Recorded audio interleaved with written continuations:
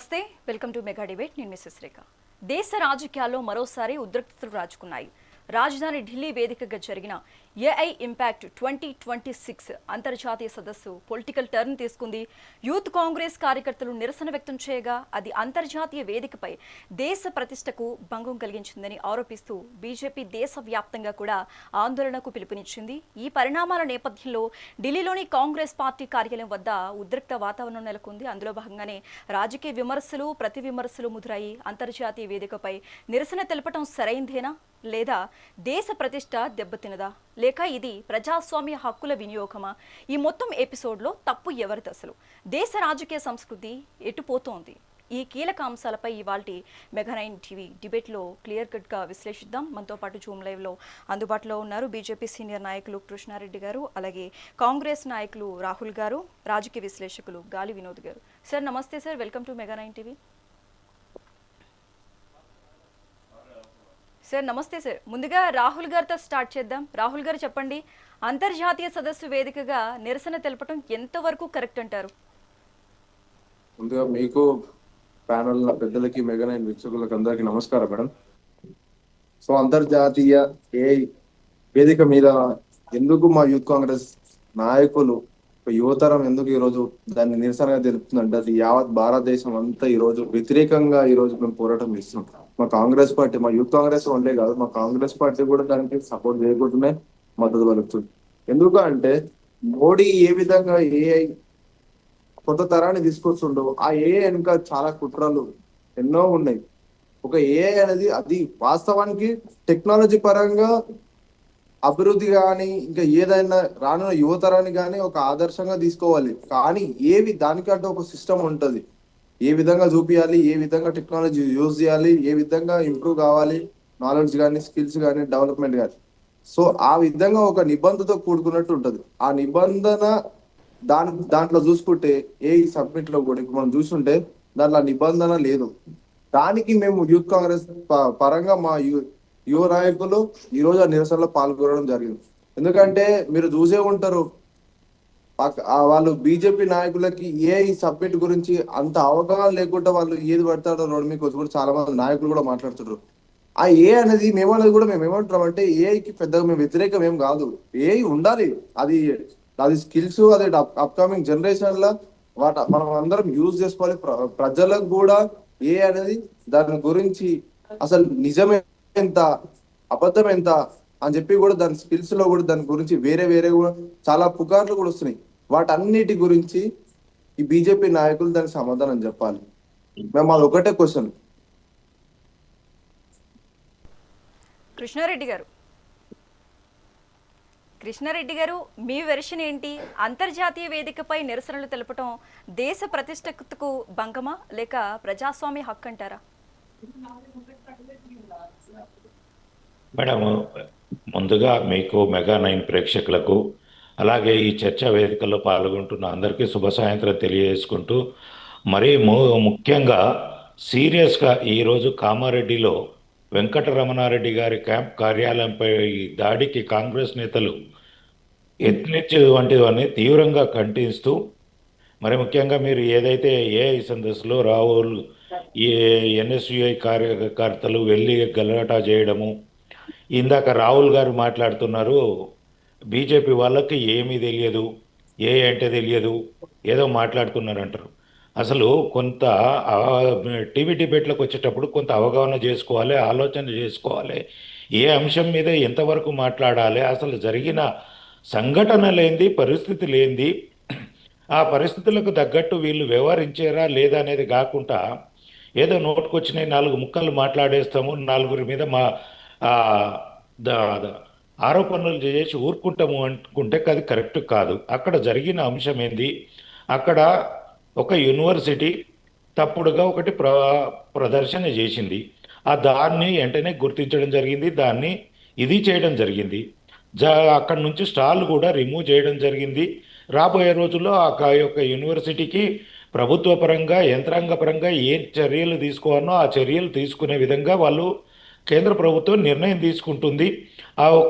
ఏదైతే ఇంజనీరింగ్ కాలేజీలకు పర్మిషన్ ఇచ్చే అటానమస్ ఉందో దాని ద్వారా కూడా వాళ్ళు చర్యలు తీసుకోవడానికి పూనుకుంటున్నారు. దానికి జరిగిన దానికి ప్రభుత్వానికి ఒక యూనివర్సిటీ తప్పుడుగా ప్రవర్తిస్తే దానికి అక్కడ జరుగుతున్న సదస్సుకు ఎలాంటి ఇది లేదు. కొందరు ఇప్పుడు ఏదైనా సరే సరే అక్కడ ఏదైనా సందర్భంలో జరిగింది మిస్టేక్ అనుకుందాము. నేను ఒక ఎగ్జాంపుల్ చెప్తాను. మన ఇంట్లోనే మన కుటుంబంలో ఒక చిన్న ఇష్యూ జరుగుతుంది. సో కరెక్ట్గా ప్రవర్తన జరగలేదా, కరెక్ట్ అంశంలో పని చేయలేడా, అది ఏం చేయాలి? మనము విమర్శించడానికి కొన్ని వేదికలు ఉంటాయి. 4 గోడల మధ్యలో మాట్లాడతామా, లేదు అనుకుంటే పత్రికాముఖంగా మాట్లాడతామా, ఏంది అనేది మనం చూసుకోవాలి. కానీ మనము బాజాల్లోకి తీసుకొచ్చి 4 గోడల మధ్యలో నిలబెట్టి మన పిల్లల పరువును, మన ఇంటి కుటుంబాన్ని పరువును తీసి వచ్చినట్టు దేశ పరువును ఈ రాహుల్ గాంధీ గారికి అసలు ఏ భాషలో ఆయనను విమర్శించాలో కూడా తెలియట్లేదు. ఈ ఒక్క అంశమే కాదు, దేశ పరువును ఎలా తీయాలనే ఒక కంకణం కట్టుకున్నాడు. బీజేపీ మీద కక్షతోటి దేశ పరువును తీస్తున్నాడు.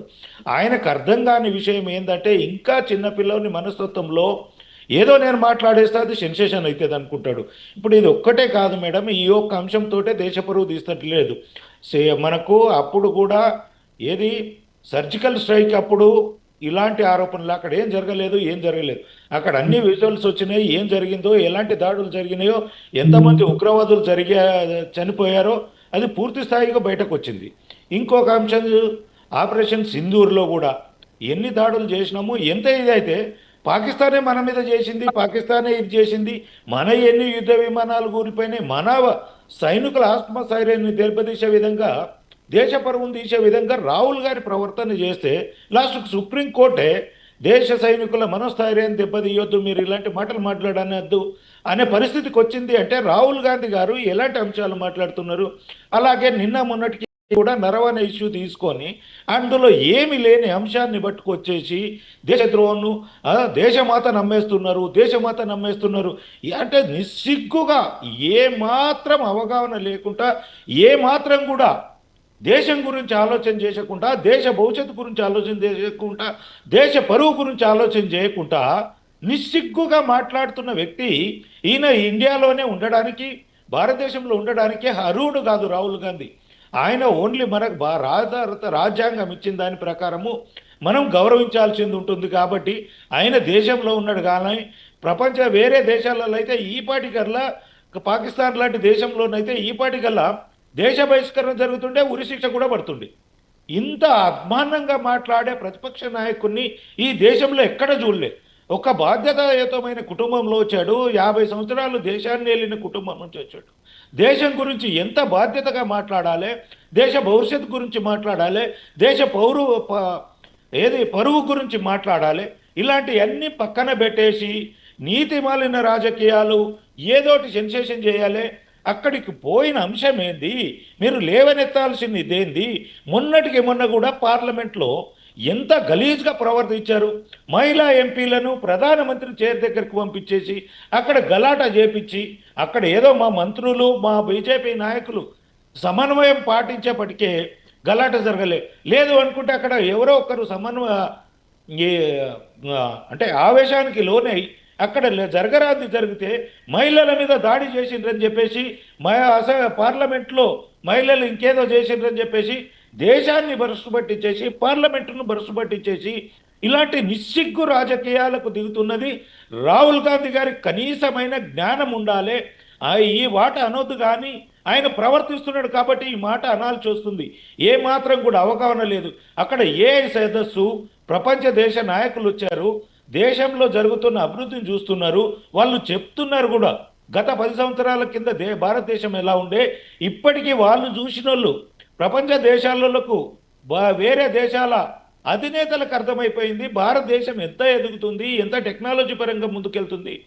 ఎన్ని యుద్ధానికి సంబంధించినవి కానీ, మనము రాకెట్స్కు సంబంధించినవి కానీ, ఇస్రోస్కు సంబంధించినవి కానీ అన్ని విధాలలో ఎలా ముందుకెళ్తున్నాము, మేక్ ఇన్ ఇండియా ద్వారా ఎక్స్పోర్టింగ్ ఎలా చేయగలుగుతున్నాము, ఇవన్నీ గ్రహించి వాళ్ళు దేశం గురించి మంచిగా మాట్లాడుతుంటే, మన దేశంలో ఉన్న వ్యక్తి దేశాన్ని ఎలా బదనాం చేయాలి, దేశాన్ని పరువు ఎలా తీయాలనేది సంకల్పం కట్టుకొని ఇదే పనిలో ఉన్నాడు రాహుల్ గాంధీ గారు. ఏ ఒక్కరోజైనా ప్రజల గురించి ఆలోచిస్తున్నాడా? ప్రజా సమస్యల గురించి మాట్లాడుతున్నాడా? బీజేపీని ఎట్లా బదనాం చేయాలి, దేశాన్ని ఎట్లా బదనాం చేయాలి, ఇది ఒక్కటే ఆయన ఆలోచన. దేశంలో చాలా సమస్యలు ఉన్నాయి, నేను లేవనట్లే. రోజు రోజు ఒక సమస్య ఉత్పన్నమవుతుంది. ఆ సమస్యలకు పరిష్కార మార్గంగా ప్రజలు ఎదుర్కొంటున్న సమస్యల గురించి మాట్లాడాలి. అకాల వర్షాలతోటి ఇదైంది, కొన్ని దగ్గర రుణమాఫీలు కాలేవు, రిజర్వేషన్లు అవుతలేవు, విద్యార్థులకు సమస్యలు ఉన్నాయి. ఇవన్నీ లేవనెత్తండి. ఎక్కడికన్నా ప్రభుత్వం దృష్టికి రాని ఉంటే ప్రతిపక్ష నాయకులుగా ప్రభుత్వం దృష్టికి తీసుకోవాల్సిన అంశాలను పక్కకు పెట్టేసి ఎంతసేపు మోడీ గారికి ప్రపంచ దేశాలలో దేశంలో వస్తున్న ఆదరణను చూసి ఆయన పరువు ఎలా తీయాలి, భారతదేశ పరువు ఎలా తీయాలి, పార్లమెంటు పరువు ఎలా తీయాలి, భారతదేశ పార్లమెంట్, ఇది ఒక్కటే సంకల్పంతో రాహుల్ గాంధీ గారు వ్యవహరిస్తున్నారు. ఆయనకు ప్రజా సమస్యల మీద కానీ దేశం మీద కానీ దేశభక్తి కానీ కించిత్తు కూడా లేదని చెప్పేసి తెలియజేస్తున్నాను మేడం.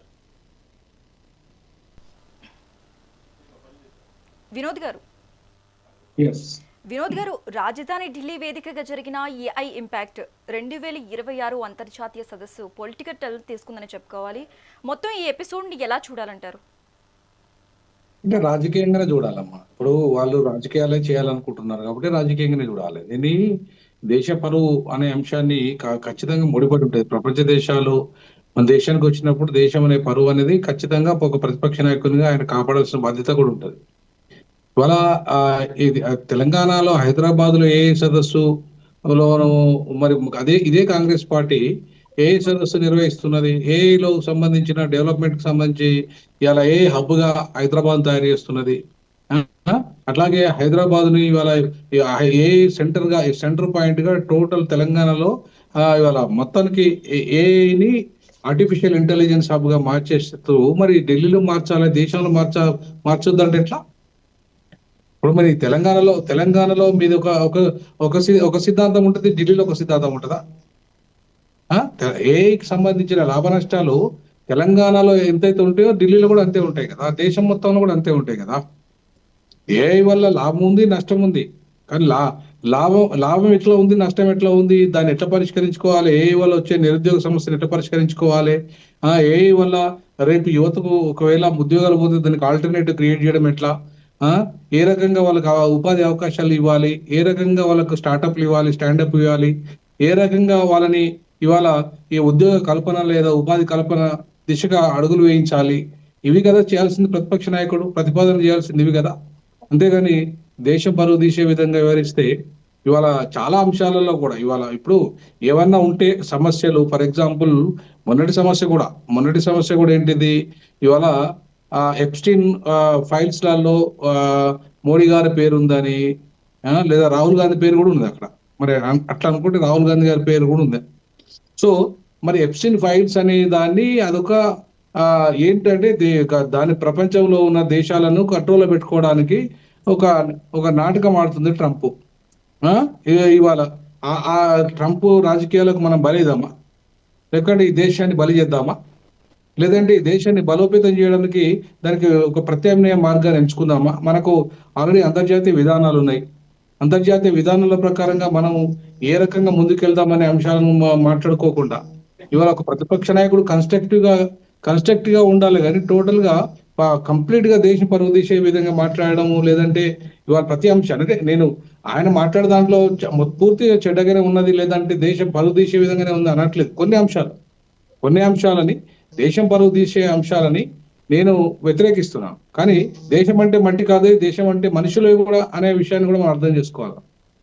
ఇవాళ ఈ ఏఐ వల్ల మొత్తం ప్రజలకేం మేలు జరుగుతుంది, యువతకేం మేలు జరుగుతుంది అనే అంశాలు చాలా ఉన్నాయి. ఇప్పుడు ఏఐ టెక్నాలజీ వచ్చిన తర్వాత ఇవాళ ప్రతి అంశాన్ని ఒకప్పుడు గంటల తరబడి ఏమన్నా మనము ఆన్లైన్ టైప్ చేయాలన్నా కూడా ఇవాళ ఇబ్బంది అయ్యేది. అంటే ఇవాళ క్షణాలలో మనం ఏఐ ద్వారా ప్రపంచ జ్ఞానాన్ని కూడా కనుక్కోగలుగుతున్నాం. ఇవాళ ఏఐ టెక్నాలజీ వచ్చిన తర్వాత మనకు ఆపరేషన్స్ కానీ, గుండె ఆపరేషన్స్ కానీ, లేదంటే మన మనిషికి సంబంధించి ఏ రోగమైనా సరే ఏఐ ద్వారా ఆ టెక్నాలజీని యూజ్ చేసి ఇవాళ అద్భుతంగా సైన్స్ ను, టెక్నాలజీని, మెడికల్ దాన్ని, లేదంటే ప్రతి రంగాన్ని ఇవాళ ఏఐ ప్రభావితం చేస్తుంది. సో అట్లాంటి ప్రతి రంగాన్ని ప్రభావితం చేస్తున్న ఏఐటి పాజిటివ్ ఎట్లా తీసుకోవాలి, నెగిటివ్ అంశాలు కూడా ఏఐలో ఉన్నాయి. సో ఏఐ ఎట్లా పర్సనల్ లైఫ్ను, ఆ పర్సనల్ లిబర్టీని ఎట్లా వైలేట్ చేస్తున్నది, ఏఐ వల్ల మొత్తం వ్యక్తిగత జీవితం ఎట్లా రోడ్ పాలవుతుంది, అట్లాగే దాన్ని ఎట్లా కాపాడుకోవాలి, ఏఐకి మొత్తం లీగల్ అండ్ కాన్స్టిట్యూషనల్ ఫ్రేమ్వర్క్ ఎట్లా చేయాలి, మొరాలిటీ అనేది ఎట్లా ఉండాలి, ఏఐని మనం పాజిటివ్గా వాడితే పాజిటివ్గా ఉంటుంది, లేదంటే నెగిటివ్గా వాడితే నెగిటివ్ వస్తుంది రిజల్ట్స్. సో కాబట్టి ఇవాళ భారతదేశ సాంప్రదాయాల ప్రకారంగా, భారతదేశంలో ఉన్న విలువల ప్రకారంగా, భారతదేశంలో ఇవాళ ఉన్న ఈ కుల వ్యవస్థ, ఈ దాంట్లో కూడా ఏఐలో కూడా కుల వివక్షత ఉందనేది ఈ మధ్య కాలంలో సైంటిస్టులు కూడా దాని మీద చర్చ జరుగుతున్నారు. ఏఐ కొన్ని వర్గాలకే పరిమితమై లాంగ్వేజ్ని వాడుతున్నది, మిగతా వర్గాలకు సంబంధించి దాంట్లో లేదు, దాంట్లో వాళ్ళకి బెనిఫిట్ అయ్యే విధంగా లేదు. ఏఐ లాంగ్వేజ్ని కూడా ఇవాళ వాళ్ళు కొన్ని వర్గాలు అంటే డామినేట్ చేస్తున్నాయి, ఇక వాళ్ళ ప్రయోజనాలు కాపాడుతున్న అంశాన్ని కూడా ఇవాళ పరిశీలన చేయాలి. అట్లాంటి అంశాలు మాట్లాడి అట్లాంటి విధానాలు ఏమైనా ఉంటే దాన్ని సరి చేయాలి కదా. కానీ ఇలా అసమానతలు క్రియేట్ చేస్తున్న ఏ వల్ల ఎట్లా సమానత్వాన్ని తీసుకురావాలి, లేదంటే నిరుద్యోగ సమస్యను క్రియేట్ చేస్తున్న ఏ వల్ల ఏ రకంగా ఉద్యోగ కల్పన దిశగా ఉండాలి, ఇట్లాంటి పాజిటివ్ అంశాలను చాలా వరకు ఇక ప్రతిపక్ష నాయకుడు కన్స్ట్రక్టివ్ క్రిటిసిజం చేస్తే తప్పలేదు. కానీ మొత్తం పొద్దుస్తమాన క్రిటిసిజం ఏం చేస్తే ఎట్లా? అంటే దేశం పరువు ఏం కావాలి, దేశ ప్రజల ప్రయోజనాలు ఏం కావాలి? దేశం అంటే ఇవాళ కేవలము ఒక బీజేపీ కాదు కదా దేశం అంటే మొత్తం అన్ని ప్రతిపక్ష పార్టీలు ప్రజాస్వామ్యంలో ఒక బీజేపీ పార్టీ అధికారంలో ఉన్నది మాత్రాన మొత్తం బీజేపీ దేశం కాదు, దేశమే బీజేపీ కాదు కదా. కాబట్టి ఇవాళ ఒక పార్టీని టార్గెట్ చేయడానికి నువ్వు దేశం పరువును తీస్తానంటే ఎట్లా? దేశ ప్రయోజనాలు దెబ్బతీసే విధంగా మాట్లాడుతున్నట్టు ఎట్లా? సో కాబట్టి ఇవాళ అధికార పక్షమైన ప్రతిపక్షమైన ప్రజాస్వామ్యాన్ని పరిరక్షించే విధంగా, ప్రజాస్వామిక విలువల్ని పరిరక్షించే విధంగా, అట్లాగే పార్లమెంటు యొక్క విలువల్ని, పార్లమెంటు ఈ దేశం 140 కోట్ల దేశం, ప్రజాస్వామ్యంలో ప్రపంచంలోనే అత్యధికంగా అంటే ప్రపంచంలో అతిపెద్ద ప్రజాస్వామ్య దేశము. ఇలా ప్రపంచం అంతా చూస్తున్నది మనల్ని. ఇలా సోషల్ మీడియా వచ్చిన తర్వాత, వచ్చిన తర్వాత ప్రతి అంశాన్ని కూడా ఇవాళ క్షణాలలో బయటికి పోతే ప్రపంచం మొత్తం తెలిసిపోతున్న విషయంలో మనం చాలా జాగ్రత్తగా ఉండాల్సిన అవసరం ఉంటుంది. మరి అట్లా ఉండకుండా ఇలా అధికార పార్టీని కంప్లీట్ గా టార్గెట్ చేస్తా బీజేపీని అంటే కుదరదు. లేదంటే ప్రతిపక్షాన్ని నిర్లక్ష్యం చేసేసి మన ప్రతిపక్ష నాయకుని 3 వరుసలో కూర్చోబెట్టడం ఏంటంటే, స్వతంత్ర దినోత్సవం రోజు 3 వరుసలో కూర్చోబెడతారా ఎవరన్నా? ప్రతిపక్ష నాయకుడు 1 వరుసలో వస్తాడా, 3 వరుసలో పోతాడా? అంటే వీళ్ళ కావాలని ప్రతిపక్ష నాయకుడిని ఇవాళ మరీ విలువలేని పరిస్థితి క్రియేట్ చేస్తే ఎట్లా? వీళ్ళు కూడా అధికార పార్టీ కూడా ప్రతి అంశంలో ప్రతిపక్ష నాయకునికి ఇవ్వాల్సిన గౌరవం ఇవ్వాలి. ఎందుకంటే ప్రతిపక్షం లేకుండా ప్రజాపక్షం ఉండదు, అధికార పక్షం ఉండదు. అధికార పక్షము ఉన్నది మాత్రమే ప్రతిపక్షం ఉండకుండా ఉండదు అనేది ప్రజాస్వామ్య నియంతృత్వం అవుతుంది. కాబట్టి ఇవాళ నియంతృత్వ విధానాల వైపు వెళ్లకుండా మోడీ గారు ప్రతిపక్షాలను గౌరవిస్తూ నిజంగా ప్రజాస్వామిక విలువల్ని కాపాడుతూ ఇవాళ ఆయన ముందుకెళ్లాల్సిన అవసరం ఉంది. అట్లాగే ఇవాళ కాంగ్రెస్ పార్టీకి తెలంగాణలో లేదంటే కర్ణాటకలో ఒక విధానము ఏఐ పట్ల, లేదా ఢిల్లీలో ఒక విధానం ఉండదు. ఉంటే నీ విధానం ఏంటిదో చెప్పు. ఒక జాతీయ పార్టీగా నీ విధానం ఏంటిది, ఏ టెక్నాలజీ పట్ల నీ విధానం ఏంటిది, ఆ విధానంలో నువ్వు ఏ రకంగా భారతదేశంలో రేపు ప్రధానమంత్రి అయితే, లేదంటే నీ దేశం లేకపోతే నీ కాంగ్రెస్ పార్టీ అధికారంలోకి వస్తే ఏని ఏ రకంగా ఇంప్లిమెంట్ చేస్తుంది, ఏ రకమైన లీగల్ ఫ్రేమ్వర్క్ ను తయారు చేస్తుంది, ఏ రకంగా మోరల్ ఫ్రేమ్వర్క్ ను తయారు చేస్తుంది, ఏ వల్ల నష్టం జరిగితే దాన్ని ఎట్లా పూడుస్తుంది, ఏ లాభాలు వస్తే దేశంలో ఏ రకంగా లాభాలను పంచాలి, ఏ రకంగా అన్ని వర్గాలకు ఉపయోగపడే విధంగా తయారు చేయాలి. ఇవన్నిటినీ మనం చర్చించుకోకుండా వీటన్నిటిని గురించి ఢిల్లీలో ఒకటి విధానము, నీకు తెలంగాణలో ఒకటి, బెంగళూరులో ఒక విధానం ఉంటుందంటే నడవదు. నీకు విధానం ఒకటే ఉండాలి. కాంగ్రెస్ కు ఒక విధానం అంటూ ఉండాలి. అదేంటి నీ విధానం ఏఐ పట్ల ఏంటిది స్పష్టంగా ఉండాలి. ఉన్నప్పుడు మాత్రమే కరెక్ట్గా ఉంటుంది. ఒక రాష్ట్రానికి ఒక విధానము, దేశంలో ఒక విధానము, నీది ఒక విధానం అంటూ ఉండదు. కాంగ్రెస్ పార్టీ నష్టం జరుగుతుంది ఎక్కడ అంటే, ఇవాళ ప్రతి రాష్ట్రంలో ఓడిపోవడానికి కారణం ఏంటంటే ఇవాళ వాళ్ళకంటూ ఒక విధానం లేకపోవడం, వాళ్ళకంటూ ఇలా ఇంత ఇంక్లూజివ్ జస్టిస్ వైపు బీజేపీ వెళ్తుంది. బీజేపీ ఒక పార్టీ మద్దతుతో పార్టీని ముద్ర ఉన్నప్పటికీ కూడా ఇలా ప్రతి సామాన్యుని కూడా అవకాశాలు ఇస్తున్నది ఆ పార్టీ. ప్రతి సామాన్య కులానికి, చిన్న కులానికి కూడా, ఎక్కడో మూలకున్న కళాకారునికి పద్మశ్రీలు ఇస్తుంది. ఎక్కడో మాధవకృష్ణ లాంటి ఏదో మాదిక సామాజిక వర్గంలో ఒక ఉద్యమకారునికి కూడా పద్మశ్రీ ఇచ్చింది. అంటే ఇవాళ అంటే ఎక్కడో ఉన్న పేద వర్గాలని ఇవాళ గుర్తించి, వాళ్ళ కళను గుర్తించి, వాళ్ళ యొక్క సంస్కృతిని గుర్తించి అక్కడ కూడా పద్మశ్రీలు ఇచ్చే పరిస్థితికి వచ్చేసింది. అక్కడ నాయకత్వానికి ఎమ్మెల్యేలను చేస్తుంది, ఎంపీలను చేస్తుంది, వాళ్ళకు అభివృద్ధిలో భాగస్వామ్యం చేసే దిశగా ఆలోచన చేస్తుంది. మరి ఆ పరిస్థితులలో ఇవాళ ఇంక్లూజివ్ జస్టిస్ వైపు బీజేపీ వెళ్ళినప్పుడు మొత్తం దేశంలో ఉన్న రాష్ట్రాలు అన్నింటిలో బీజేపీ అధికారంలో రాకపోతే ఎందుకు దూరం అవుతుంది? ఇవాళ కాంగ్రెస్ పార్టీ తెలంగాణ తీసుకోండి, టోటల్ నీకు 70% రేట్లే ఆధిపత్యం చేశారు ప్రతి రంగాన్ని. మరి 30% మిగతా వర్గం తీసుకున్నది అవకాశాలని. మరి కంప్లీట్ గా నువ్వు రెడ్డి సామాజిక వర్గం కోసమేనా నువ్వు తెలంగాణలో కాంగ్రెస్ పార్టీ అధికారంలోకి వచ్చింది? అన్ని వర్గాలకు న్యాయం చేయడానిక? కాబట్టి ఇవాళ నువ్వు చెప్పేదేమో రాజ్యాంగాన్ని పట్టుకొని రాజ్యాంగంలో ఉన్న సామాజిక న్యాయం అమలు చేస్తామంటావు. నీకు వచ్చేసరికి నీ రాష్ట్రంలో 2-3 రాష్ట్రాల అధికారం ఉన్న కాడానికి సరైన సామాజిక న్యాయమే ఉండదు, ఆధిపత్య వర్గాల ఆధిపత్యమే ఉంటది.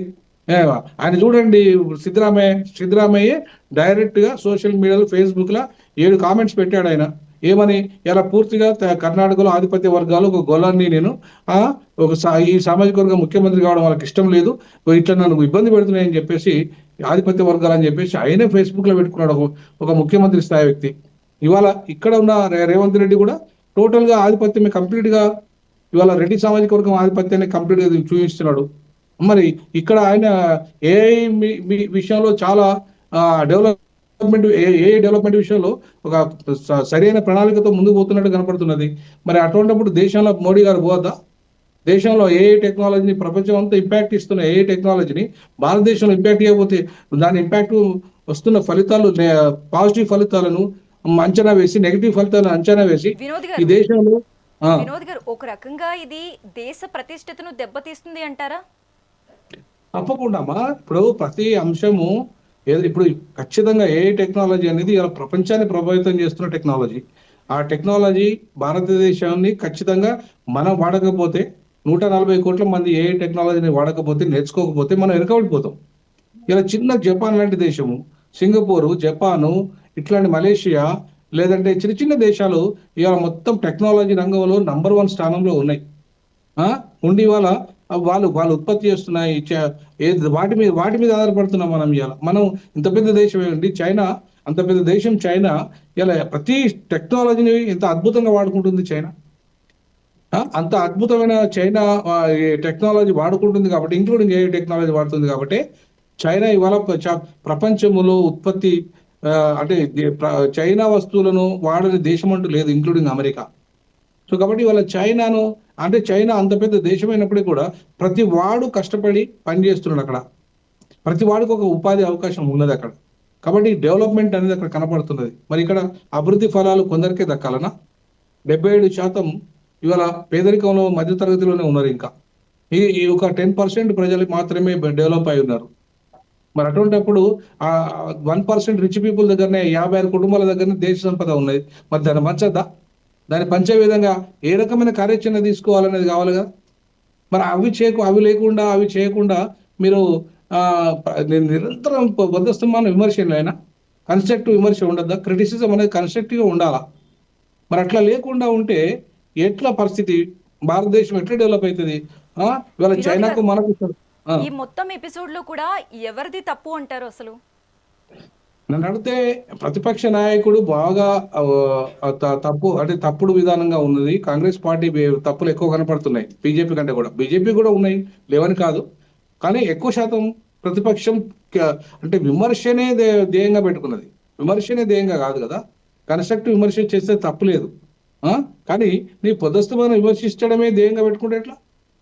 ఈ దేశం ఎట్లా ముందుకు పోతుంది, ఈ రాష్ట్రం ఎట్లా ముందుకు పోతుంది? అట్లాంటి కేసీఆర్ పొద్దుస్తమానం విమర్శ చేసుకుంటా కంప్లీట్ గా నీకు రోడ్ల మీదకి వచ్చి విమర్శ ఉంటుండా. సో పాప ఇంకా ఆయన పోయి అక్కడ ఫామ్ హౌస్ లో వాడుకున్నాడు కాబట్టి ఇంకా ఈ తెలంగాణలో రేవంత్ రెడ్డి ఇంకా నడిపిస్తున్న పరిపాలన. మరి అదే రాహుల్ గాంధీ లెక్క కేసీఆర్ చేస్తే ఎట్లుండి ఇక్కడ పరిస్థితి? ఉండదు కదా. ఇప్పుడు సిస్టమ్ అన్నప్పుడు ఎప్పుడైనా కూడా సిస్టంలో లోపాలు ఉంటే సవరించే విధంగా ఉండాలా. అంతే తప్ప పొద్దుస్తమానం సిస్టమ్ తప్పుగా ఉందంటే తప్పుగానే ఉంటే దాన్ని సరిచేయాలి. కానీ నువ్వు పొద్దుస్తమానం విమర్శించకుండా కూర్చుంటే వచ్చే లాభం ఏముంది? కాబట్టి ఆ దేశ ప్రతిష్ట, దేశం ముఖ్యం. ఎవరికైనా దేశం ముందు. ఆయన మోడీ అయినా, ఆయన రాహుల్ అయినా, ఇంకా వినోద్ కుమార్ అయినా, లేకపోతే ఇంకా XYZ అయినా, దేశం ముందు, దేశ ప్రయోజనాలు ఇంపార్టెంట్. సో కాబట్టి మన ఈ దేశంలో పుట్టినప్పుడు ఈ దేశ ప్రయోజనాలు ఇంపార్టెంట్, ఈ రాష్ట్ర ప్రయోజనాలు ఇంపార్టెంట్, తర్వాతనే వ్యక్తిగత ప్రయోజనాలు. అని పొద్దుస్తా మనం వ్యక్తిగతంగా ఇప్పుడు ఎప్సిన్ సీన్ లో నీకు ఎవిడెన్స్ పూర్తి స్థాయిలో ఎక్కడ ఏముందని మోడీ గారిని పూర్తి స్థాయిలో తిట్టాలి. ఇప్పుడు ఈవెన్ చైనా ఆక్రమిస్తుంది భారతదేశాన్ని అనే విషయాన్ని ఆ విషయంలో మీరు తిట్టారు, ఓకే, దాన్ని సంతోషిస్తాం. భారతదేశాన్ని చైనా ఆక్రమిస్తున్న క్రమంలో మీ మీ యొక్క కన్సర్న్ మీరు చెప్పిన అంశాలే ఆయన సైన్యాధిపతి కూడా పుస్తకంలో రాసుకున్నాడు, అది కరెక్టే అని చెప్పేసి. అంటే అట్లాంటి అంశాలు మనం విమర్శించడం తప్పదు. కానీ అట్లాంటి అంశాలను అంతర్గతంగా బయట కాకుండా అంతర్గతంగా మాట్లాడుకుంటే మంచిది. ఎందుకంటే భారతదేశం ప్రతిష్టకు వచ్చినప్పుడు రక్షణకు సంబంధించిన అంశాలు వచ్చినప్పుడు మొత్తం దాన్ని కంప్లీట్ గా ప్రపంచానికి అక్కడ ప్రపంచం వేదిక మీద మాట్లాడడం కరెక్ట్ కాదు, బయట దేశాలు పోయినప్పుడు మాట్లాడతాం. వినోద్ గారు చాలాసేపు అయింది రాహుల్ గారితో మాట్లాడి. రాహుల్ గారు ఇందాక ఓ క్వశ్చన్ అడుగుతానన్నారు, క్వశ్చన్ రైజ్ చేస్తానన్నారు. రాహుల్ గారు మీరు అడగాల్సిన క్వశ్చన్ ఏంటి? మేడం ఇందాక కృష్ణారెడ్డి గారు మాట్లాడుతూ ఏ గురించి మాట్లాడమంటే ఇక దేశ రాజకీయాల గురించి మాట్లాడుతున్నారు. కృష్ణారెడ్డి గారికి నేను ఒకటి గుర్తు చేస్తున్నా, ఈ దేశం ఈ భారతదేశం అంటే అందరికీ గౌరవమే, అందరం ప్రేమిస్తాం, ఈ దేశం మీద పుట్టినాం అంటే వ్యక్తిగతంగా తీసుకోకండి కిషన్ అన్న. నేను ఒక క్వశ్చన్ అడుగుతున్నా. నేను ఈ దేశం కోసం కాంగ్రెస్ పార్టీ ఎన్నో సేవలు చేసింది. అవి ఎన్నో సేవలు చేసిందంటే ఇక అది మీకు కూడా తెలుసు. ఈ దేశం కోసం పోరాటం చేసేటప్పుడు అప్పటికి మీ పార్టీ లేదు, నిజం ఒప్పుకోవాలి. ఏదైనా స్వతంత్రం మనకు రావడానికి కీలక పాత్ర నెహ్రూ గారు పోషించారు.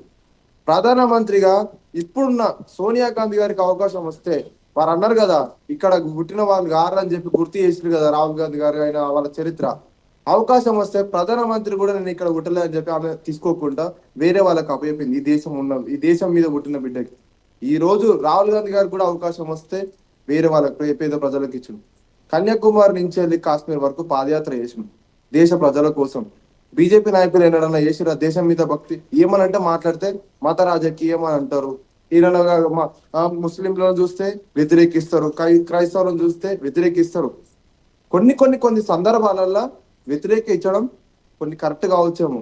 పొద్దుస్తా మాత్రం మాట్లాడితే ఏ ప్రచారానికైనా, మన మున్సిపల్ ప్రచారానికైనా, అసెంబ్లీ ప్రచారాలకైనా, చిన్న లీడర్ కాడికి పెడితే నేషనల్ లీడర్ దాకా బీజేపీ నాయకులు ప్రచారం మొత్తం మత రాజకీయం. రాముని గుడి అంటారు, ముస్లింలను పట్టుకొని తిడుతుంటారు. అరే మన దేశం ఇదంతా బాయ్ అనుకుని ఆనాడు గాంధీ ఇచ్చిన స్ఫూర్తి ఈరోజు మనం అందరం దానికి వాళ్ళు కూడా ఇక్కడ బతికిరు. మనం అందరం గౌరవించాలి. ఈ దేశం మనం హిందువులం, మనం కాపాడుకోవాలి కాదనట్లే. మన స్వేచ్ఛ మనకు ఉంటది, మనం అందరం ఉండాలి.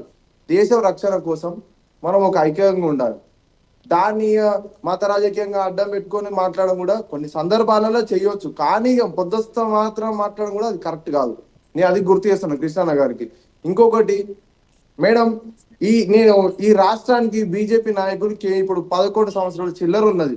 మేమైతే అధికారంలో లేము. మా రాహుల్ గాంధీ గారు ప్రధానమంత్రి కాలేరు కదా, మేము రాలేదు కదా. ఈ 11 సంవత్సరాల నుంచి ఏం తెచ్చారు మేడం? ఎంతగానో నిధులు తెచ్చారు. సరే 10 సంవత్సరాలు వాళ్ళు తెచ్చిన ఆర్డరేమో. ఈ సంవత్సరంన్నర నుంచి ఇప్పుడు ప్రధానమంత్రి మళ్ళీ అయింది కదా మోడీ గారు. ఇప్పుడు 8 మంది ఎంపీలు ఉన్నారు కదా, ఏం నిధులు తెచ్చారు? ఎంతగానో అభివృద్ధి చేశారు ఈ రాష్ట్రానికి. ముఖ్యమంత్రి రేవంత్ రెడ్డి గారు కూడా కాంగ్రెస్ పార్టీలు ఉన్నా కానీ ఓర్వలేక కాదు మేడం, ప్రతిపక్ష నాయకులనైనా బీజేపీ నాయకులనైనా అయ్యా మీరు కేంద్రం నుంచి మీరు ఏమైనా తీసుకురారి సహకరియురి, ఈ రాష్ట్రం అభివృద్ధి కావాలని చెప్పి ఆయన అన్నాడు. ఆయన అనడం తప్ప? అదే రాహుల్ గాంధీ గారు కూడా అదే అంటారు, దేశ రక్షణ కోసం మోడీ గారు కూడా మంచిగా ఉండాలి, మోడీ గారు ప్రపంచ దేశంలో అంటే మన భారతదేశం గుర్తుపట్టాలని చెప్పి తీర్చిదిద్దాలని చెప్పి మోడీ గారికి కూడా కొన్ని సందర్భాలలో వ్యక్తిగతంగా కూడా మోడీ గారిని అప్రిషియేట్ చేశారు. మేము కూడా అప్రిషియేట్ చేసాం కాంగ్రెస్ పార్టీ తరఫు నుంచి. ఎందుకంటే సరే కొన్ని సందర్భాలలో మేము స్వాగతిస్తాం. మోడీ గారు ఎత్తుకున్న ఎజెండా ఏదో ప్రపంచ దేశాల్లో ఈ రోజు మనం కూడా పోటీ పడుతున్నాం భారతదేశం అంటే. ఎస్, మోడీ గారు కూడా మేము గౌరవించాం. మరి మాట్లాడాలి కానీ మరి బురద చల్లేటట్టు రాజకీయం చేయొద్దు మేడం. రాహుల్ గాంధీ గారు ఆయన ఒక ప్రతిపక్ష నాయకుడు. ఈ రోజు మోడీ గారికి ఎంత క్రేజ్ ఉంటుందో రాహుల్ గాంధీ గారికి అంతే క్రేజ్ ఉంటుంది. ఎందుకంటే నిన్న మొన్న పుట్టిన పార్టీ కావచ్చేమో బీజేపీ, 100 పై చిరుకు పార్టీ ఉన్నది, వాళ్ళ వారసత్వ రాజకీయాలు కూడా వస్తున్నాయి. కానీ ఎవరి గౌరవం వాళ్ళకు ఉంటది. దేశ రక్షణ కోసం ఆయన ప్రతిపక్ష నాయకుడిగా ఉండి చట్టసభలలో ఎట్లా వాదించాలో ఆ విధంగా వాదిస్తున్నాం. దాన్ని మనం దృష్టిలో పెట్టుకొని బీజేపీ నాయకులు మేల్కొని పోవాలి. ఎంతసేపు రాజకీయం పబ్బం గడుక్కొని ఎంతసేపు ఏదో చేస్తారు. మేము ఏమంటున్నాం, ఈ ఏఐలో కూడా ఎన్ని అవకతవకలు ఉన్నాయి.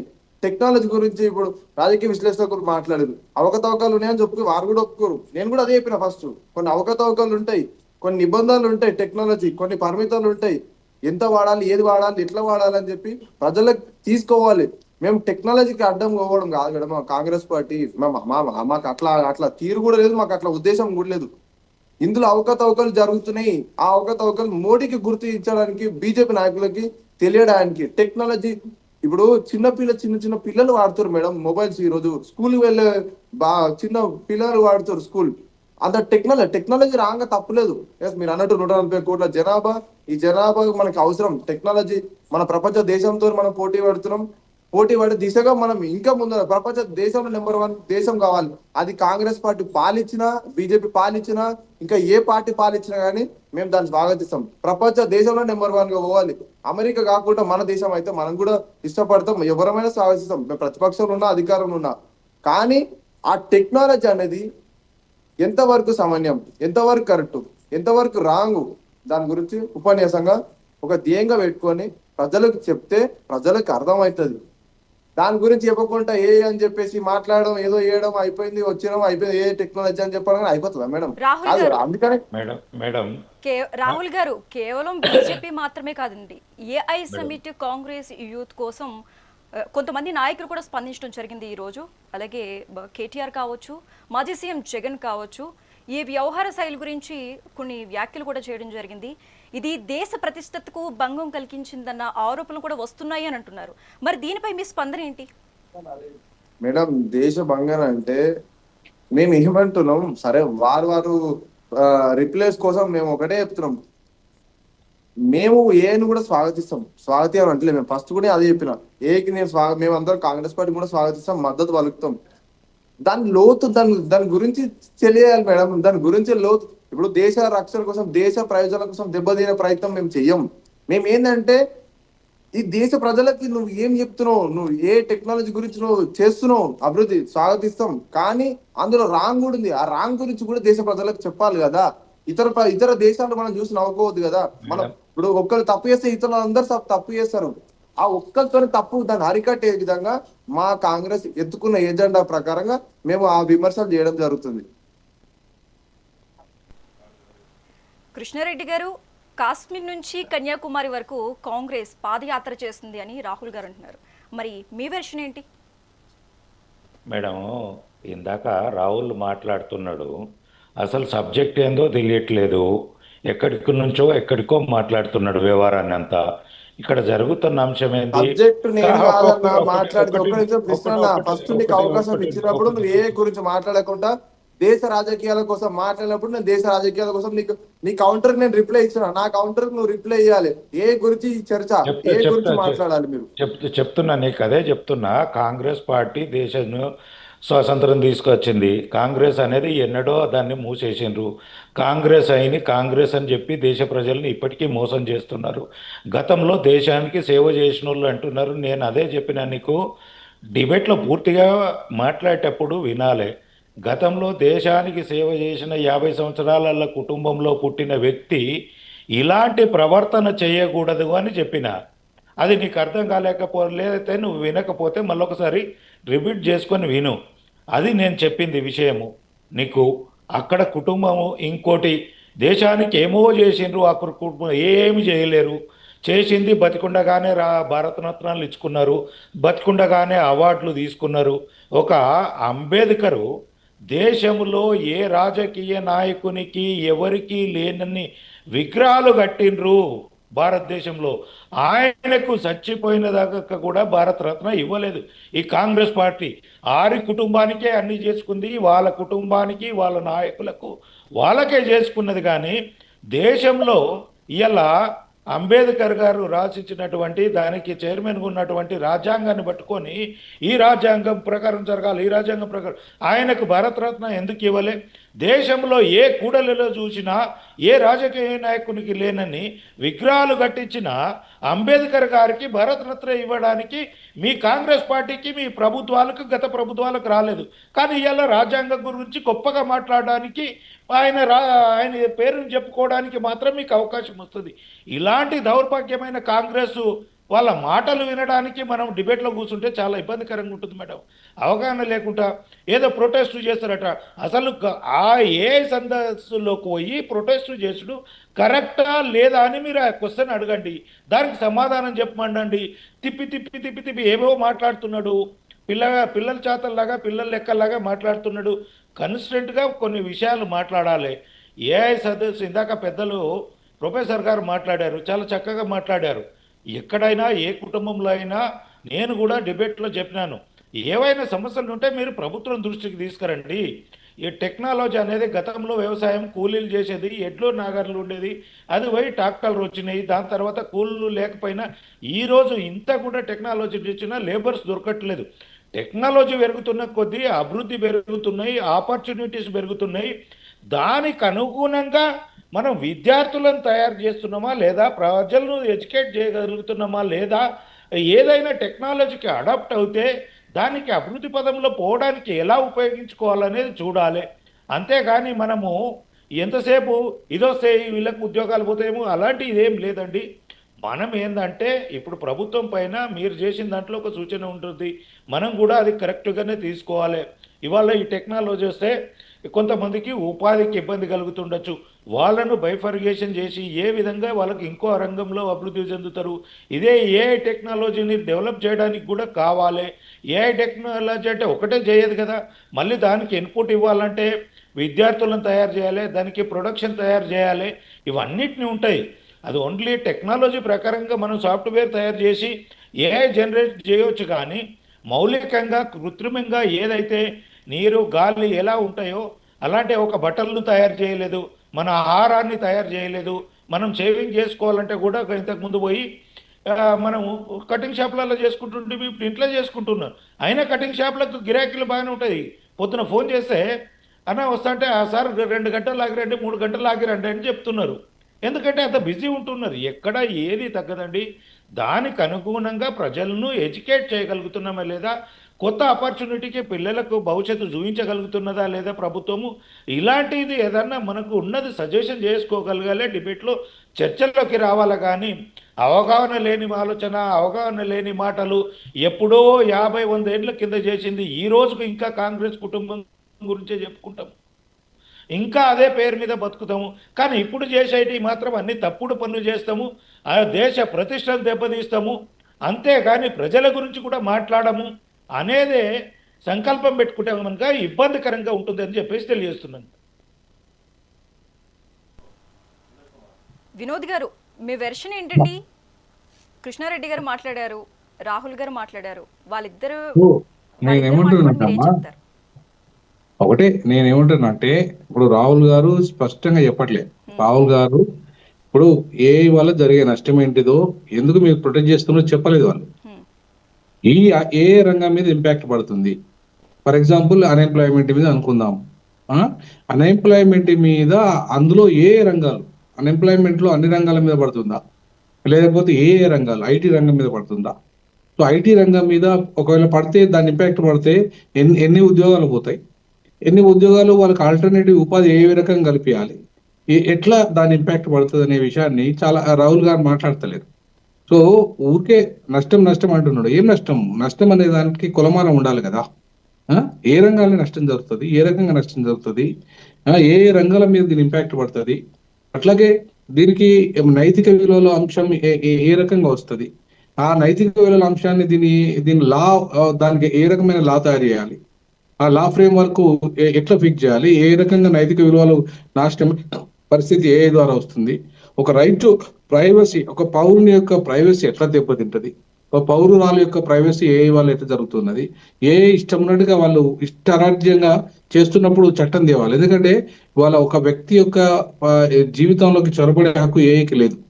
ఏఐని వాడుకొని ఇవాళ యూట్యూబర్లు కానీ లేదా సోషల్ మీడియా ఇన్ఫ్లుయెన్సర్స్ కానీ ఎవరైనా సరే ఏఐ ద్వారా ఏఐని వాడుకొని ఇష్టారాజ్యంగా బ్లాక్మెయిల్ చేస్తాము, లేదంటే వాళ్ళ జీవితాలకు చొరబడతాము, వాళ్ళ వ్యక్తిగత జీవితంలో చొరబడతాము అంటే కూడా కుదరదు. సో కాబట్టి ఏఐకి సంబంధించి లీగల్ ఫ్రేమ్వర్క్ కూడా మనం తయారు చేసుకోవాల్సిన అవసరం, పకడ్బందీ చట్టాన్ని తయారు చేసుకోవాల్సిన అవసరం ఉంది. నైతిక విలువలకు సంబంధించి కూడా ఇప్పుడు భారతదేశం అనే దాంట్లో, భారతదేశం అనేది ఒక కొంత సాంప్రదాయబద్ధమైన దేశం మిగతా దేశాలతో పోల్చుకుంటే. సో ఈ సాంప్రదాయబద్ధమైన దేశానికి అనుకూలంగా నైతిక విలువలకు భంగం కలగకుండా సో ఆ సాంప్రదాయాన్ని ఏ రకంగా మనం కాపాడుకోవాలి. సాంప్రదాయం అంటే చెడు సాంప్రదాయాలు ఉంటాయి, మంచివి ఉంటాయి. సో మంచి సాంప్రదాయాలను ఎట్లా కాపాడుకోవాలి, అట్లాగే చెడు సాంప్రదాయాలను ఏ రకంగా నిర్మూలించుకోవాలి, ఆ రకంగా ఏ పాత్ర ఏముండాలి దాంట్లో. సో కాబట్టి ఆ లీగల్ ఫ్రేమ్వర్క్ అనే దాన్ని ఒకటి మనం పకడ్బందీగా డిస్కస్ చేసుకోవాలి. కన్స్ట్రక్టివ్ డిస్కషన్ ఉండాలి.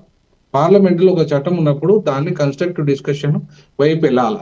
క్రిటిసిజం చేయి, ఎవరి దాంట్లో లేదు. ప్రజాస్వామ్యం అంటేనే క్రిటిసిజం చేయడం, కానీ కన్స్ట్రక్టివ్ క్రిటిసిజం చేయాలి, వ్యక్తిగతంగా పోకుండా. ఇప్పుడు ఆ చట్టము ఆ పాలసీ మీదనే మాట్లాడండి. వ్యక్తిగతంగా రాహుల్ గాంధీ పెళ్లి చేసుకోలేదు, ఆయన ఇష్టం. ఆయన పెళ్లి చేసుకుంటా లేదా అనేది ఆయన ఇష్టం. అట్లాగే మోడీ పిల్లాన్ని వదిలేసిండు అంటే ఆయన ఇష్టం. అది ఆయన పిల్లాన్ని వదిలేసిండు అంటే పనికిరాడా? పిల్లాన్ని వదిలేస్తే ఏ కారణాల వల్ల ఆయన పిల్లాన్ని వదిలేయచ్చు కాక అని అది అంశం ఏమన్నా ఇక్కడ పాలసీ మ్యాటర్ ఏమన్నా? రాహుల్ గాంధీ పెళ్లి చేసుకోకపోవడానికి లేదంటే మోడీ గారు పిల్లాన్ని వదిలిపెట్టుకోవడానికి ఏమైనా పాలసీ మ్యాటర్లా మాట్లాడుకోవడానికి? అవి వ్యక్తిగత అంశాలు. సో కాబట్టి ఆ వ్యక్తిగత అంశాల జోలికి పోకుండా వ్యవస్థీకృతమైన నేరాలకి ఏ పరిష్కారం ఏమైనా చేయగలుగుతుందా, లేదంటే వ్యవస్థీకృతమైన నేరాలను కంట్రోల్ చేయడంలో ఏ పాత్ర ఎట్లా ఉంటది? దాంట్లో ఏవైనా చాలా నేరాలు ఘోరాలు జరుగుతున్నాయి. సో దాన్ని ఏ ద్వారా ఏమన్నా పరిష్కారం చేసుకోవచ్చు? వ్యవస్థీకృతమైన నేరాలు. ఇంతకుముందు ఒక మిత్రుడు ఏఐలో కూడా కులవివక్షత ఉందని చెప్పేసి ఒక పెద్ద వీడియో చేశాడు. సో ఏఐలో కులవివక్షత ఎట్లా వచ్చింది అంటే ఆ కొన్ని కులాలకు ఎందుకు పరిమితమైంది ఏఐ? మరి ప్రజలందరికీ ఏఐ కొన్ని వర్గాలకి పరిమితం అయితే దాని ఫలితాలు అది కొన్ని వర్గాలకే చెందుతాయి కదా. మరి మిగతా వర్గాల సంగతి ఏంది? మరి ఈ దేశంలో మెజారిటీ వర్గాలు 90% ఉన్న ఎస్సీ ఎస్టీ బీసీ మైనారిటీ వర్గాలకి ఏఐ ఫలితాలు కనుక అందకపోతే, రేపు వాళ్ళంతా వెనుకబడిపోతే, మరి ఆ టెక్నాలజీనికి వాళ్ళు అందుకోకపోతే, దాని ఫలితాలు వాళ్ళు చేరకపోతే రేపు వాళ్ళు వెనుకబడిపోతారు కదా. సో ఏ టెక్నాలజీని ఆ వర్గాలకు ఏ రకంగా అందించాలనే అంశంలో ఒక పాలసీ రూపొందించాలి. ఆ పాలసీ అనేది ఆ మొత్తం ప్రతి పేదవాడికి అంత్యోదయ అనేది ఇవాళ RSS సిద్ధాంతము లేదంటే బీజేపీ సిద్ధాంతం. అంత్యోదయ అంటే ఏంది? ప్రతి ఊరవతలో ఉన్న ప్రతి గుడిసె పేదవాడికి కూడా అత్యంత పేదవాడికి కూడా ఈ ప్రభుత్వ పథకాలు అందించడమే అంత్యోదయ యొక్క లక్ష్యం.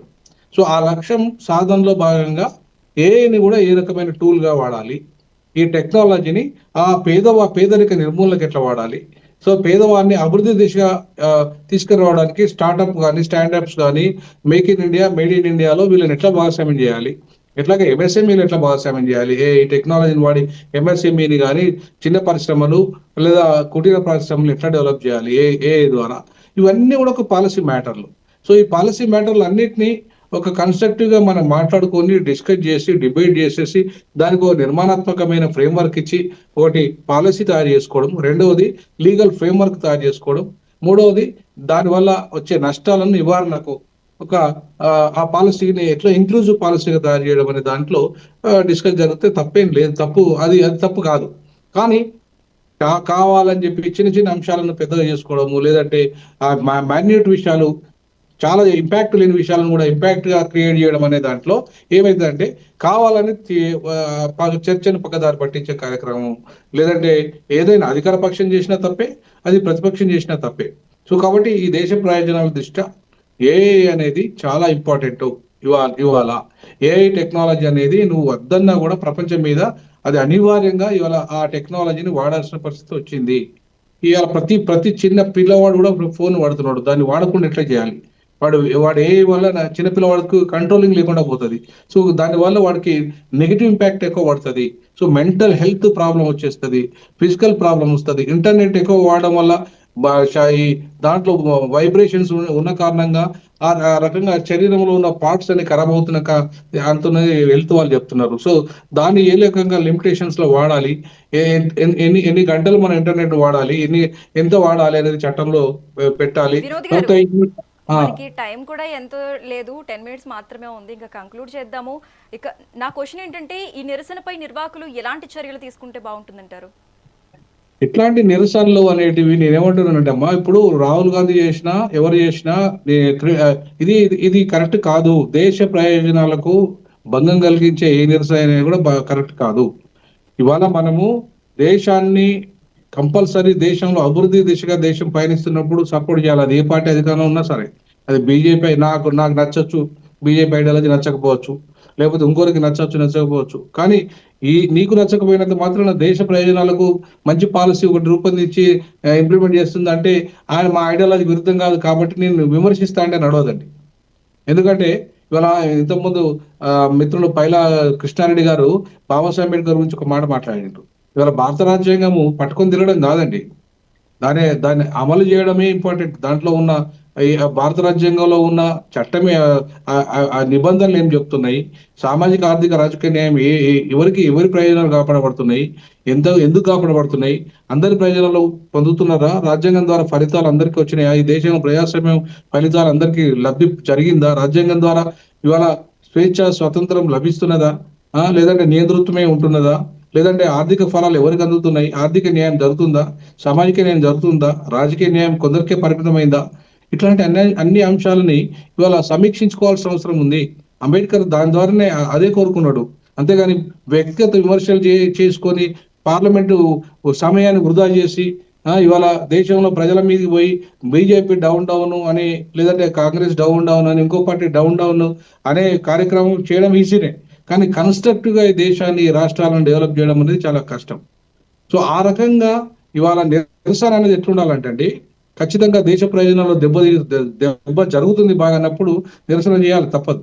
ఎందుకంటే దేశ ప్రయోజనం ఇంపార్టెంట్, అది ప్రతిపక్షమైనా అధికార పక్షమైనా ఎవరైనా తప్పు చేసినప్పుడు చేయాలి. కానీ అట్లా కాకుండా ఇంటర్నేషనల్ గా పార్టీని, లేదంటే దాని ఐడియాలజీకి నేను విరుద్ధం కాబట్టి నేను దాన్ని తిడతా అంటే నడవదు. ఇవాళ ఏ పార్టీ అయినా సరే, అది పార్టీ ఏదైనా పార్టీ ఎక్కడి వరకు పరిమితం కావాలంటే వాళ్ళు ఎన్నికలు పోయేటప్పుడు వాళ్ళ మేనిఫెస్టోను వాళ్ళ ఫిలాసఫీని చెప్పుకునే వరకే పరిమితం కావాలి. వన్స్ అధికారంలోకి వచ్చిన తర్వాత రాజకీయాలు పక్కన పెట్టి అభివృద్ధి వైపు పోవాలి, అభివృద్ధి దిశగా అందరం కలిసి పనిచేయాలి. అన్ని రాజకీయ పార్టీలు ఆ రకంగా ముందుకెళ్ళినప్పుడే దేశమైనా రాష్ట్రమైనా బాగుపడుతుంది. అంతే తప్ప పొద్దుస్తమానం విమర్శించడమే నా పనిగా పెట్టుకొని చేస్తే రాష్ట్రమైనా నష్టపోతుంది, దేశమైనా నష్టపోతుంది. సో ఆ రకంగా ఉండద్దు అనేది నా అభిప్రాయం. కృష్ణారెడ్డి గారు, మేడం ఇందాక కృష్ణారెడ్డి గారు, కాంగ్రెస్ వర్సెస్ బీజేపీ ఒక విధంగా ఇది ఘటన అనుకునే కంటే అగ్ని జ్వాలనే చెప్పుకోవాలి. 2026 రాజకీయ సమీకరణాలపై ఎలాంటి ప్రభావం చూపుతుందంటారు అసలు? మేడం ఇక్కడ ప్రతిపక్ష నాయకుడు ప్రజల పక్షాన పోరాడాలు చెందిపోయి అవగాహన లేకుండా ఆలోచన లేకుండా ఇందాక ప్రొఫెసర్ గారు చెప్పినట్టు ఆయన ఏం చేస్తున్నాడో ఆయనకే అర్థం కాని పరిస్థితులలో ఉంది. ఇంకొక అంశం ఇందాక ప్రొఫెసర్ గారు మాట్లాడినప్పుడు నేను మాట్లాడింది అంబేద్కర్ గారి గొప్పతనం గురించి మాట్లాడినా, రాజ్యాంగం గొప్పతనం గురించి మాట్లాడినా, తనకు భారతరత్న ఇవ్వకుండా కాంగ్రెస్ పార్టీ అవహేళన చేసింది. అన్ని సంవత్సరాలు బతికుండగానే అవార్డులు తీసుకున్నారు భారతరత్నాలు. ఒక రాజ్యాంగం అంటే ఈరోజు ఇన్ని కులాలు మతాలు అన్ని విభిన్న వర్గాలు జాతులు అన్నీ ఉన్నాయి కలిసి ఈరోజు వరకు కూడా సంఘటితంగా భారతదేశం ఉంది అంటే అది ఓన్లీ భారతదేశంలో బాబాసాహెబ్ అంబేద్కర్ రాసిన రాజ్యాంగ స్ఫూర్తి నిలబెడుతుంది. దాంట్లో ఉన్న అంశాలతోటే ఇన్ని వర్గాలు నిలబడుతున్నాయి. మనము ప్రపంచ దేశాలల్లో 2-3 జాతులు ఉంటేనే రోజు కొట్లాటలు, టెర్రరిస్టులు, దాడులు జరుగుతున్నాయి. ఇక్కడ జరగట్లేదంటే బాబాసాహెబ్ అంబేద్కర్ రాసినటువంటి రాజ్యాంగంలో పొందుపరిచిన అంశాలు ప్రతి కులాన్ని, మతాన్ని, జాతులను, వర్గాలను, బీద బడుగు బలైన వర్గాలను అన్నిటినీ కవర్ చేసి సముచితంగా దాంట్లో పొందుపరచడంతో ఒకరోజు కాకపోయినా ఒకరోజన్నా కొంత న్యాయం జరుపుకుంటూ వస్తుంది. దానికి ఉన్న ప్రతిష్టను మనకు బాబాసాహెబ్ అంబేద్కర్ విగ్రహాలు, నేను అందుకనే చెప్పినాను భారతదేశ చరిత్రలో అందరి ఎన్ని విగ్రహాలు ఉన్నాయో ఒక్క బాబాసాహెబ్ అంబేద్కర్ విగ్రహాలు అన్నీ ఉన్నాయి. ఆయనను విస్మర్శించింది కాంగ్రెస్ పార్టీ, కనీసం భారతరత్న కూడా ఇవ్వకుండా అవమానించింది అని చెప్తున్నాను. ఆయన రాసించిన పుస్తకాన్ని పట్టుకొని ఈ వ్యక్తి పార్లమెంట్లో మాట్లాడుతున్నాడు. అందులో ఉన్న స్ఫూర్తి పదాలను తీసుకుంటే ఇలాంటి ప్రవర్తన జరగకపోతుండే అనే అంశం నేను చెప్పదలుచుకున్నాను. వినోద్ కుమార్ గారు, బాబాసాహెబ్ అంబేద్కర్ గారు రచించిన పుస్తకం లేకపోతే ఇన్ని జాతులు, ఇంత భారతదేశం ఇంత సంఘటితంగా ఉండకపోతుండే, అందరికీ సమన్యాయంగా రాజ్యాంగంలో పొందుపరిచారు కాబట్టే ఇంత సుభిష్టంగా ఇక్కడ కులాల మధ్యలో మతాల మధ్యలో ఏవో చిన్న చిన్న జరుగుతున్నాయి, కానీ పెద్ద మొత్తంలో అలజడులు రావట్లేదు, ఉద్యమాలు రావట్లేదు. ఎంతసేపు ప్రజా సమస్యల గురించి అక్కడ పరిస్థితులను బట్టి వచ్చిన దాని గురించి జరుగుతున్నాయి, కానీ రాజ్యాంగపరంగా మాకు అన్యాయం జరిగిందని ఏ జాతులు ఈరోజు వరకు కొట్లాడట్లే, ఏ కులాలు కొట్లాడట్లే, ఏ మతాలు కొట్లాడట్లేదు. అంటే ఆ యొక్క బాబాసాహెబ్ రాసినటువంటి పుస్తకంలో ప్రతి ఒక్క అంశము అందరికీ ఉపయోగపడే విధంగా ఉంది, అందరం గౌరవించే విధంగా ఉంది. కాబట్టి దానికి మనందరం కంకణబద్దులై ఉండి దాన్ని ఆచరించాలని చెప్పి తెలియజేస్తున్నాను. వినోద్ గారు, ఆల్రెడీ టైం అయిపోవచ్చింది, ఇంకా మనం కంక్లూడ్ చేద్దాము. ఈ డిబేట్లో జాయిన్ అయిన కృష్ణారెడ్డి గారికి, అలాగే రాహుల్ గారికి, వినోద్ గారికి థ్యాంక్ యూ సో మచ్ అండి. మొత్తంగా చూసుకుంటే ఢిల్లీ వేదికగా జరిగిన ఏఐ ఇంపాక్ట్ 2026 అంతర్జాతీయ సదస్సు ఇప్పుడు పొలిటికల్ హీట్ పెంచిందని చెప్పుకోవాలి. యూత్ కాంగ్రెస్ నిరసనలు, అలాగే బీజేపీ దేశవ్యాప్తంగా ఆందోళన పిలుపు, రాజధానిలో ఉద్రిక్త వాతావరణం. అసలు ఇది దేశ ప్రతిష్టతకు భంగమా లేక రాజకీయ హంగామా మాత్రమేనా? నిన్న కాంగ్రెస్ యాక్షన్, నేడు బీజేపీ రియాక్షన్. చూడాలి ఏం జరుగుతుందో. ఇది ఇవాల్టి మెగా డిబేట్. మరిన్ని అప్డేట్స్ కంటిన్యూ అయితే చూస్తూనే ఉండండి మెగా 9 టీవీ.